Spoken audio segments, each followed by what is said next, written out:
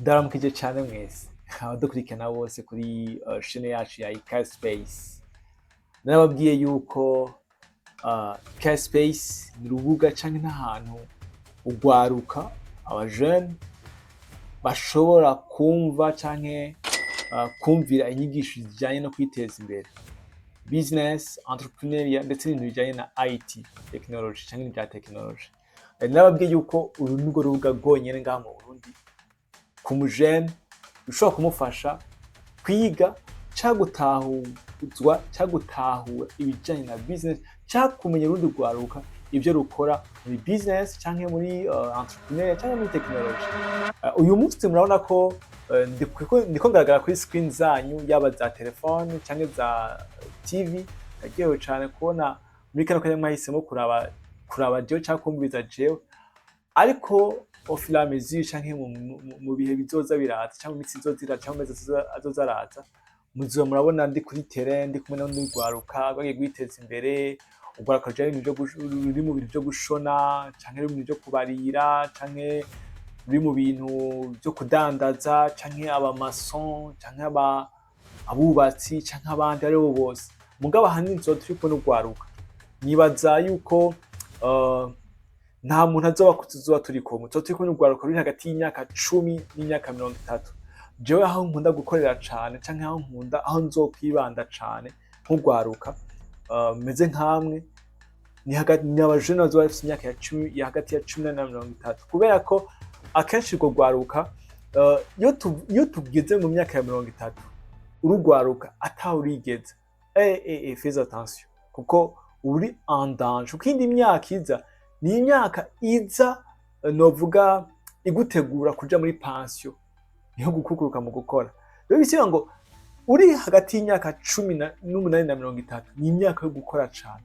Rero hari igihe uba uri nk'urwaruka ukavuga ati je simwe ivyo nokora, simwe n'ikintu na kimwe nokora, uzoza urabona abandi bajene bagiye bakora ibintu bitandukanye kandi bakagira réussite canke bakagira intsinzi mu vyo bakora, bikaba binabatunze. Uyu munsi muko nkurikirana DJ nyene, ariko au fur et à mesure muziga mubona n'urundi rwaruka rundi nzoga ndabaronderera urwaruka rutandukanye rukora n'ibitandukanye, bagiye bafata indoto zabo canke ivyiyumviro vyabo bakabishira habona, hama bagakura amasoni, bagakura kuraba hirya no hino, bagakura mwivuga ngo narize ngo jewe sinokora iki n'iki, ariko bagakora bakagera ku rwego rwo kwiteza imbere. Okay, rero ivyo muzogera mubibona. Rero ndabaha ikaze kandi kuri no chaine. Mwowe ukiri mushasha utagira subscribe, murabe aha munsi hari agakengeri ufite unde subscribe, hayo n'inzogera ufite no kunzogera kugira uzobe uwa mbere muko uzoba murabona ama notification canke amatangazo azokumenyesha ama video masha tuzoga turavuga. Ndabaha ikaze rero ku bandi bamaze kumenyera ibiganiro vyacu. Nibaza ko ntende ndababwira amazina yanje kuri ku batamenyereye, ariko kuri bashasha ni Bless Irakoze, hama nkaba ndi umwe mu bavuga canke mu batanga ibiganiro kuri no chaine ya Ika Space. Uti no musi rero tuza kuvugana ibiki? Uyu musi tuza kuvugana ibintu bibiri. Tuza kuvugana difference iri hagati ya branding na identité canke na personality canke personnelle canke personnel canke personality canke identité personnelle. Blending canke blend na identité personnelle. Ivyo no munsi nivyo tuzakuyaga cane. Mwaba mumbaza ati n'ivyo bintu kweko bivuze biza kudufasha iki? Hari gihe tubona abantu cyangwa tubona ikintu tukakigiranya na entreprise yiwe. Hari ama entreprise menshi. Tuvuze branding, exemple nka Primus. Tuvuze Primus tubona directement Brarudi. Tuvuze Primus, tuvuze twumva iki novuga. Tuvuze nka Fanta n'ubundi twumva Brarudi. Ariko tuvuze Kinju, twumva Kinju nyene, amazi ya Kinju nyene. Bisigura ngo hariho ibyo tumenya nka brand, ariko hari n'igihe tumenya umuntu tukamuganya na brand. Ariko igihe cose identité personnelle y'umuntu si kenshi cika brand. Ariko kandi kiri naco brand canke ku umuntu ikintu kiri brand simaka cose kininjiza. Warizi yuko ama brand atinjiza amafaranga aba ari ngaho nyene muga ntashoboye kwinjiza amafaranga. Yes, ushobora kuba utabikora bitahura, ariko offline mu mavideo turavuga tugenda bitahura. Ariko uyu munsi tukatuvuge différence iri hagati ya brand na identité personnelle. Kandi tuzakwibaza twisunze ngaha mu Burundi cyane, niho cyane tuzakwisunga. Tuvuge nk'ubu dufite nk'umuntu, tuvuge umuntu azwi ariko atandukanye na brand yiwe. Twimvire ndegabasha. Bon, vuze uko hari igihe tubona nk'abastar benshi, abastar benshi ko sanga umustar guciye ko yingwe umustar nakabasha. Donc uca ukabona umustar runaka agiye nko kwamamaza ikintu, sivyo? Ugasanga uwo muntu baramuhisemwo nk'umu brand ambassador, ariko iyo ari karamamaza twe tumubona nka brand, tutumubona nka identité personnelle. Niyo mpamvu wotangara usanze Facebook ugiye kuri Facebook aba followers ifise, wosanga batandukanye n'aba followers Mark Zuckerberg afise. Wotangara wosanga Mark Zuckerberg ashobora kuba afise bake par rapport ya entreprise yiwe, cyangwa usanga afise benshi par rapport ya entreprise, cyangwa usanga afise bake kamvuga kuri bake, kuko hagiye usanga batu benshi atanamukurikirana, ugasanga bigutera gukurikirana entreprise yiwe, cyangwa usanga benshi bakurikirana we gusumba entreprise yiwe. Bivuga ngo hari igihe rero twitiranya brand na identité personnelle. Reka tuvuge nk'aha mu Burundi. Muri video reka mvuge nk'umuntu yitwa Kigingi twese turamuzi. Kandi Kigingi murazi ko akunda kumenyekanisha ama entreprise menshi, ibintu byinshi cyane, turamuzi ma publicité cyane. Mbega wari ko Kigingi atari brand, ari identité personnelle, uko niyo mazina yiwe. Wari ko Kigingi afise entreprise yiwe ikora ibintu bya publicité, muga benshi batayizi. Siko ndamwamamariza, ariko ko turiga ndamuvuga. Muze murabe kuri Instagram yiwe ya Kigingi itandukanye na Instagram ya Kigingi Good Times, uko afite entreprise yitwa Kigingi Good Times. Ariko hari video nigeze kuraba, muze murabe kuri YouTube ya Ozi, ama video Kigingi agiye akorana na Ozi. Yaravuze yuko ama video yose yagiye akora agena publicité yari yafise contrat n'izindi company imwe yarafitaniye contrat yo gukora ama publicité. Bisongo iyo Kigingi umurondeye ntabwo yawe yagusinyira contrat, ahubwo haba hariho iyindi novuga iyindi maison wagenda gusinyiranira, hanyuma Kigingi akaza akabakorera. Bisongo amafaranga Kigingi yaronka yayagabura n'indi entreprise. Iyo entreprise rero yari brand, kubera ko yaradandaza visibility ya Kigingi.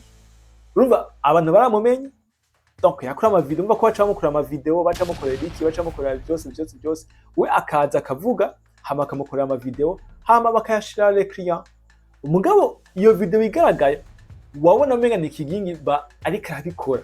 Mugabo nyuma ya Kigingi haba hariho iyindi brand iriko irakora ya ma video, yamufashije gukora ama video, yamufashije gukora ama voice, yamufashije gukora tout ça déplacement n'ibindi.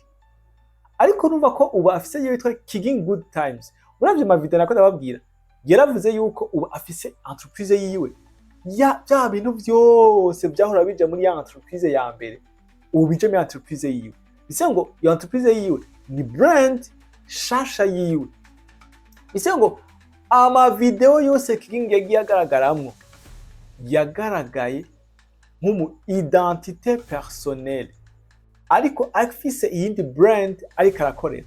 Nk'iyo brand ntayo tuzi iziwe, umuntu twomenya mugabo urumva ko ntiyigeze igaragara yarinjiza ariko ntiyigeze igaragara hagaragara kigingi rero dufate karorero nk'ubu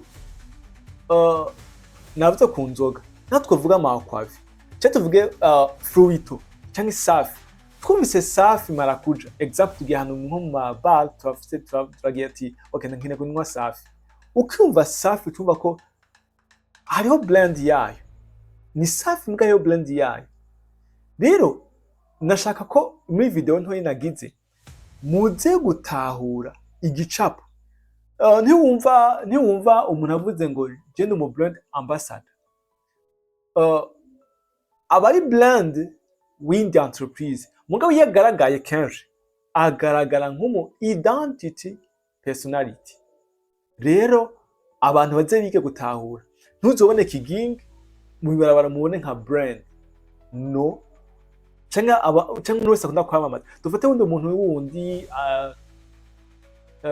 akunda kuvuga ama publicité ya bitwa gutega basha kisitu akunda kurana no kuri radio isanganiro akunda gukora no kuri radio isanganiro akunda kugira ibyo ama publicité mimi na Balaul akunda kugira ibyo ama publicité mugabo bajya bose bagaragara nk'ama identity personality ariko mu Burundi hariho ama entreprise akora ibintu bya branding kandi menshi dushobora kuyamenya ntitunayametiza kwangu tunayamenya ngo tuvuge ngo ni nayani banaka ariko yoyo azomenywa n'andi ma entreprise agiye kubarondera rero urashobora kurondera umuntu kamvuga uko urashobora kurondera umuntu wibaza ngo urondeye brand ariko urondeye icyo twita umuntu identité mugo umuntu identité hariho n'abandi barondera brand ibafasha ku gice twita visibility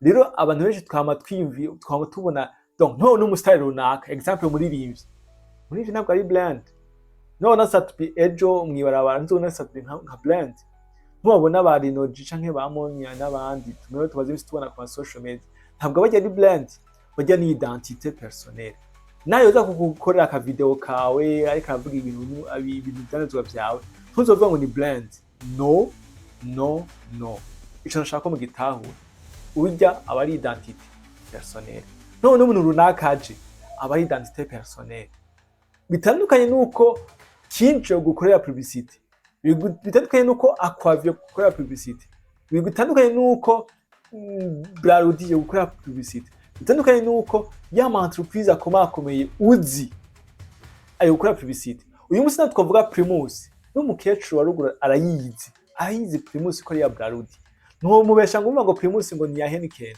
oya no mubesha ngo Primus ngo ni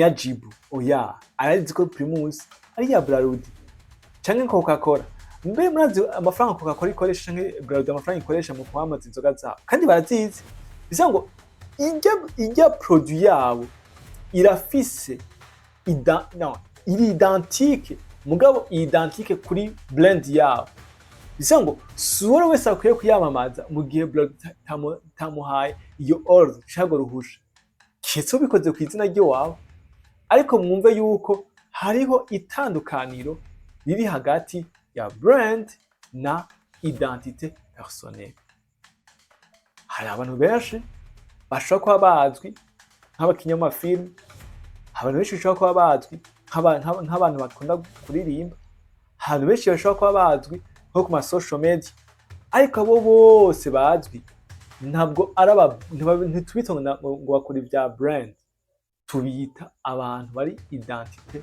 personnelle ni identité yabo baba bariko baradandaza hakaba rero n'abandi batagaragara ahubwo brand yabo ari igaragara ikaba ari idandaza abo niyo twita brand nuko rero bitandukanye rero uyu munsi nashatse kubasigurira ibijanye biri hagati ya brand na identité personnelle ni video nakoze umwanya muto cane ariko ndazi ukiza kugira vyinshi iza kubigisha ndetse no kubatahuza murakoze cane mwari kumwe na Blaise rakoze kuri chaîne ya Ika Space abatagira subscribe muyikore hama tuzohora ku ma video yandi akurikira. Murakoze cyane.